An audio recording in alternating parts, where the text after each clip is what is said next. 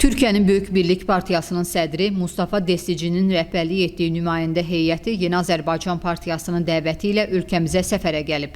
Səfər çərçivəsində oktyabrın 31-də Yeni Azərbaycan Partiyasının nümayəndələri və Böyük Birlik Partiyasının nümayəndə heyəti Fəxri Xiyabanda müasir müstəqil Azərbaycan dövlətinin qurucusu, xalqımızın ümummilli lideri Heydər Əliyevin xatirəsini ehtiramla yad edərək məzarı önünə əklil və gül dəstələri qoyublar.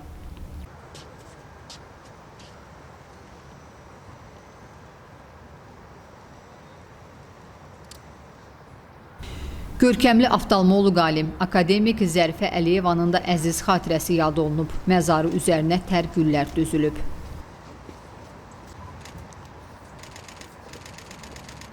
Sonra Şəhidlər Xiyabanı ziyarət olunub. Azərbaycanın azadlığı və müstəqilliyi uğrunda mübarizədə canlarını qurban vermiş qəhrəman vətən övladlarının xatirəsi ehtiramla yad edilib. Məzarları üzərinə tər güllər düzülüb.